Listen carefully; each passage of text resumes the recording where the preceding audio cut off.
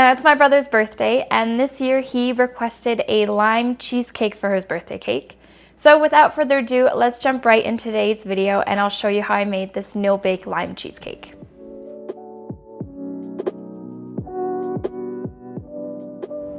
Now the first thing we need to make for this cake is our no-bake crust. So for that you're going to need 300 grams of digestive cookies or biscuits and 125 grams of melted butter. Now our no-bake crust comes together really quickly. We're basically just going to crush up our digestive cookies until they're nice and crumbly, kind of like a sandy texture. And then we're going to mix it with our melted butter and press it into our tin. Now to crush up your cookies, you can either do it by hand with a rolling pin in a plastic bag, or if you have a food processor or something of the sort, you can just use that because it goes a lot quicker.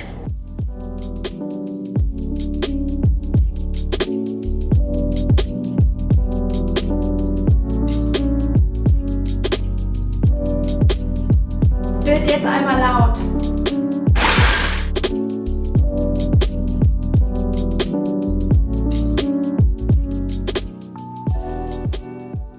Now that our digestive cookies are this super nice crumbly consistency, we're just going to add our butter and mix that all together until it's all a nice sandy consistency.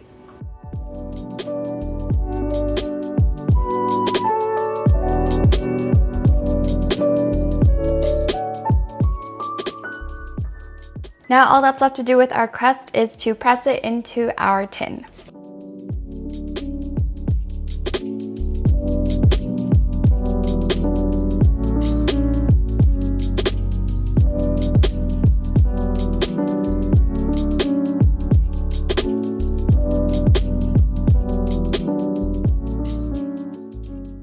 We can set our crust aside for now while we make our lime cream cheese filling.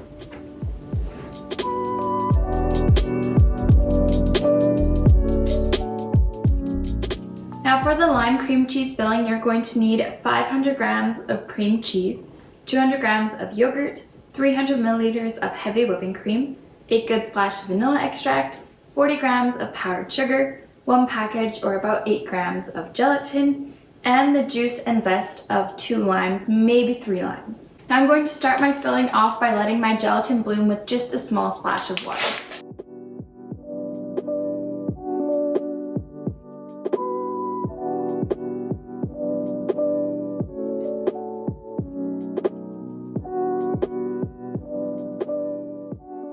We can just set our gelatin aside for now while we get the rest of our filling going. Now for the actual filling, we're basically just going to whisk up our whipping cream until we have some nice stiff peaks, and we can basically mix together the remaining of our ingredients until we have a nice smooth consistency. Now ideally you would use room temperature cream cheese, that way you wouldn't get any chunks in your filling, but I didn't want to leave mine out and I didn't have time to leave mine out, so mine's going to be a little bit grainy from the cream cheese, but that's okay.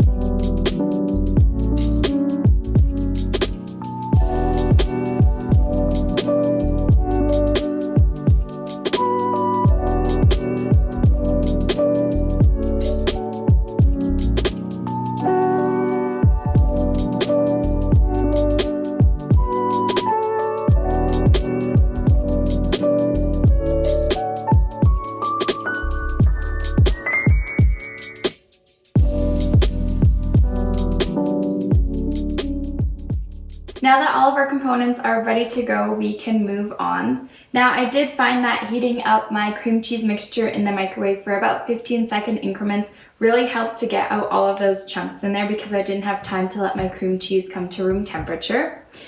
And our gelatin is also bloomed and it's ready to go. So from here on, there are a couple different methods on how we can use our gelatin. Personally, I always like heating it up to make sure that it gets properly combined. So to do that, I'm just going to pop this into the microwave just until it's melted. Again, you don't want your gelatin to overheat or to boil. else it will lose its binding capacities. And then we can get to tempering our gelatin.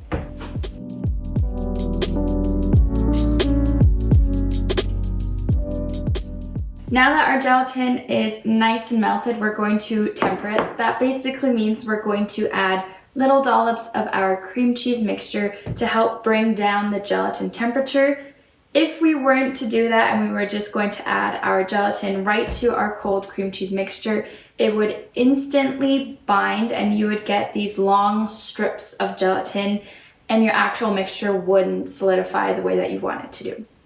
So make sure to temper it and add little dollops, mix it in, do that a couple times before adding your gelatin mix bowl back into your cream cheese mixture and giving that a good mix.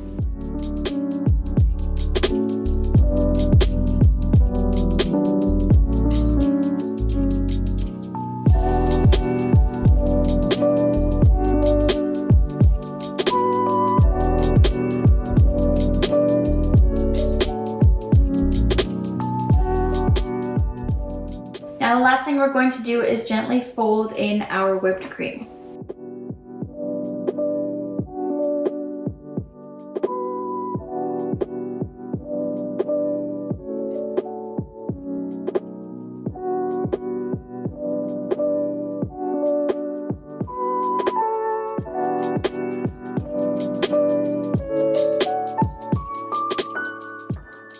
Now at this point, I also recommend giving your filling a quick taste to see if you want to add any more lime zest or juice, powdered sugar, or anything else.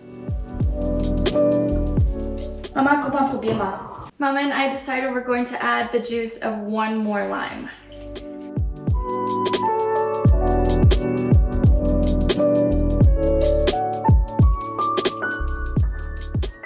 Okay, at this point we are happy with our filling. Again, you can add as much lime juice and lime zest as you want. I ended up adding the juice of 3.5 limes and the zest of 2 limes. But again, that's going to depend on the limes that you have, how big they are, how flavorful they are, etc., etc.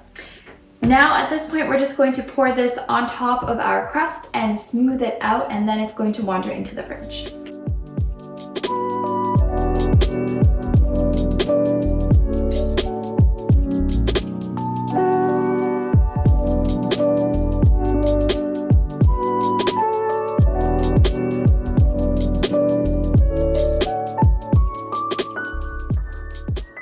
Now our cake needs to go into the fridge for at least 4 to 6 hours to let the gelatin completely set.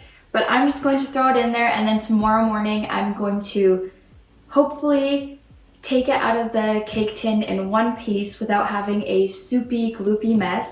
And then we're going to decorate it before Kaffee and Kuchen.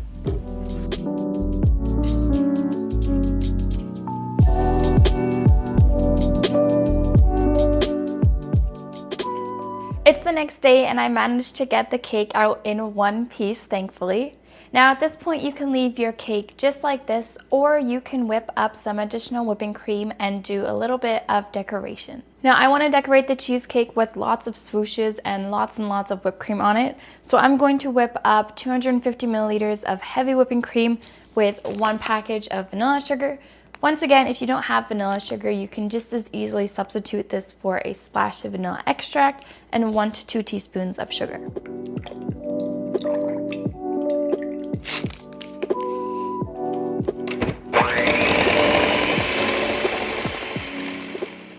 Now I'm going to use a Saint Honore piping tip to do a border on the outside of my cake, and then we'll see what I end up doing in the middle.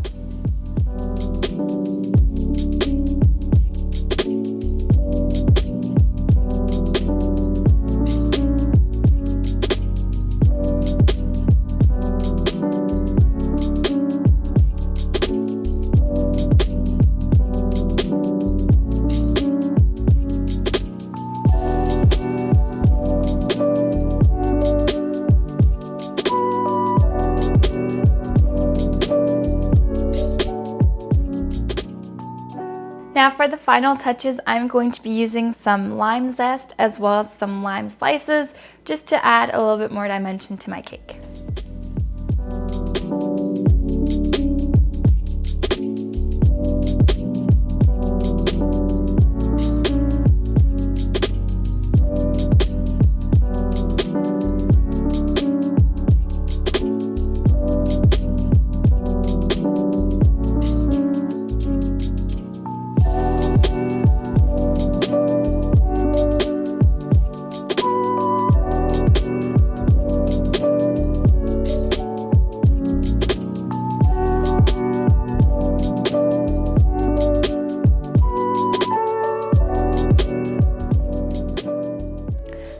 you have it, our lime cheesecake. So that's going to be everything for today's video. If you enjoyed the video, don't forget to give it a thumbs up or write me a comment down below.